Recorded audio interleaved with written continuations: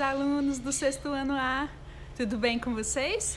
Aqui é a professora Luana e hoje vim falar com vocês um pouquinho sobre história.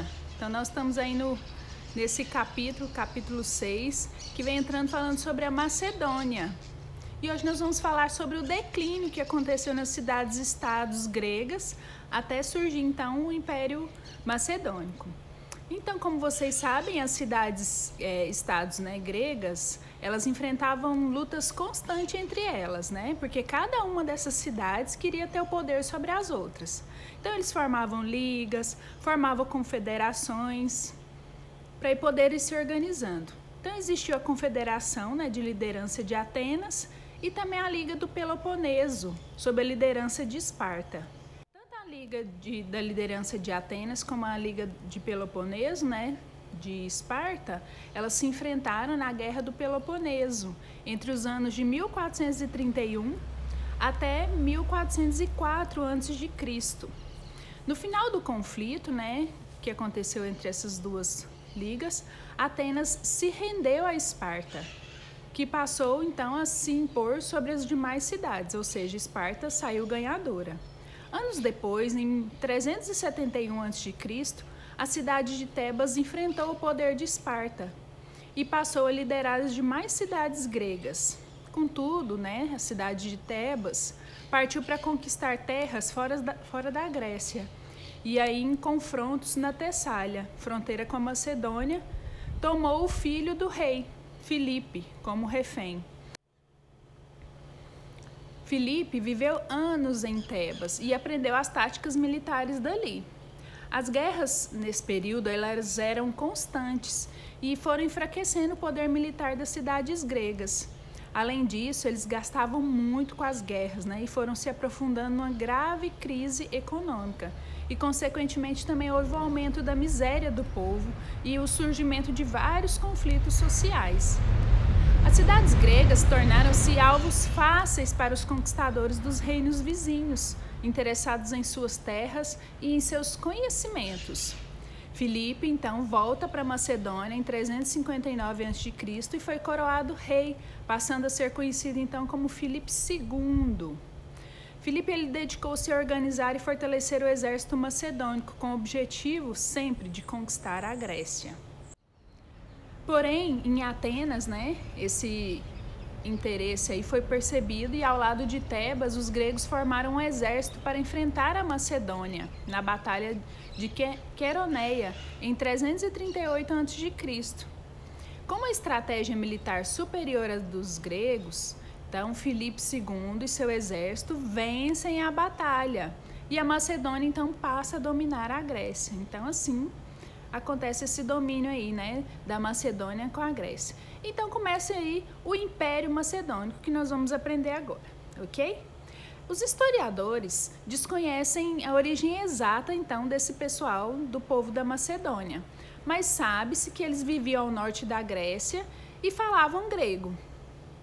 Até o ano de 400 a.C., a capital do reino era conhecida, era a cidade de Egas.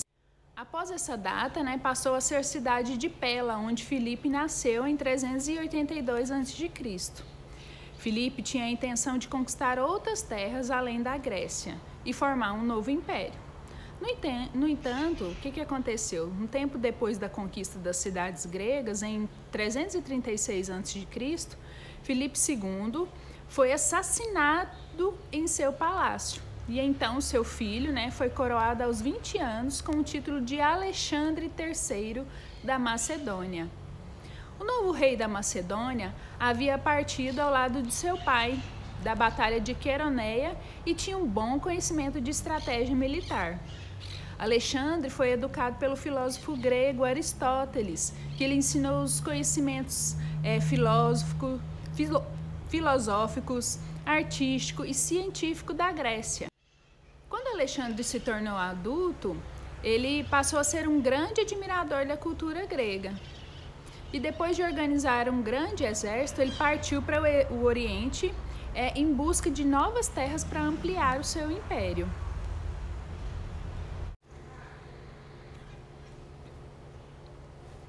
Alexandre conquistou a Pérsia e também as suas colônias, como a Síria e a Palestina. Enfrentou também um numeroso exército, né, de Dario III. Conquistou o Egito, onde ele foi recebido como um libertador, porque lá ele já estava dominado pela Pérsia. A cada novo lugar conquistado, Alexandre empreendia uma política de respeito à cultura local, ou seja, ele respeitava a cultura do povo, mas ao mesmo tempo ele apresentava a cultura grega aos habitantes, cultura pela qual ele era bastante admirador, né? Nesses lugares, ele mandava construir cidades que se tornavam grandes centros culturais, sendo a maior e mais importante delas a de Alexandria, né, no Egito. Alexandre foi um fundador de cidades por excelência. Só sob a designação de Alexandria, fundou 70 cidades entre o Nilo e o Indo e que se tornaram centros, né, culturais importantes na antiguidade. A polis, né, ou seja, cidade grega clássica, foi um modelo seguido, passando a ser considerado um paradigma de civilização, sendo que uma das características mais marcantes da polis foi a democracia. Então, Alexandre é conhecido aí como um dos grandes inspiradores da democracia. Os conselheiros de Alexandre teriam observado que uma cidade construída em uma faixa de terra entre o mar e o lago Mareotis, logo atrás, teriam vários pontos. Primeiro, letra A, acesso fácil ao Nilo e à delta. E também tinha uma fonte permanente de água doce, que era vital para o projeto deles. Então, depois de tomar sua decisão, Alexandre mandou buscar o mais avançado arquiteto da época e ordenou que projetasse a nova cidade. Certamente, Alexandre planejava que essa cidade substituísse Mênfis como a capital do Egito e se tornasse o mais importante ponto da região. Então, daí vem o helenismo. Alexandre reuniu a cultura grega com a dos povos que conquistou, fazendo com que a cultura de cada povo conquistado fosse respeitado. Com o passar do tempo, houve uma fusão dessas diferentes culturas e assim surgiu o helenismo.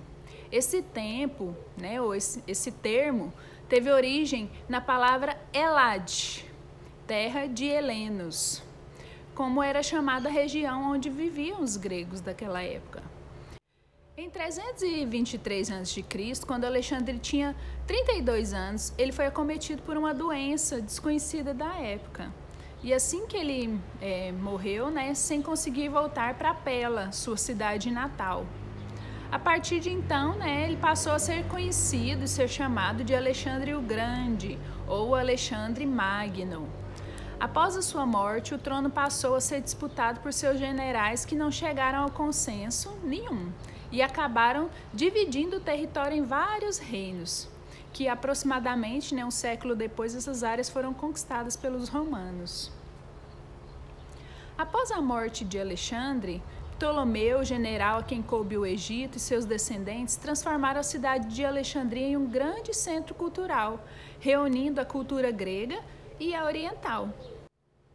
A presença de cientistas e pensadores de diferentes lugares e a organização de uma biblioteca impulsionaram as pesquisas em diferentes áreas, como matemática, geografia, astronomia, filosofia e até na medicina.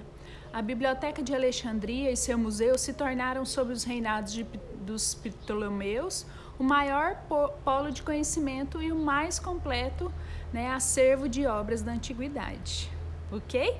Então fica aqui nossa primeira parte da nossa aulinha de história, ok? Depois, na próxima aula, a gente continua falando sobre o Império Macedônico. Espero que vocês tenham aprendido. Façam as atividades aí com carinho, tá bom? Tchau, tchau e fiquem com Deus.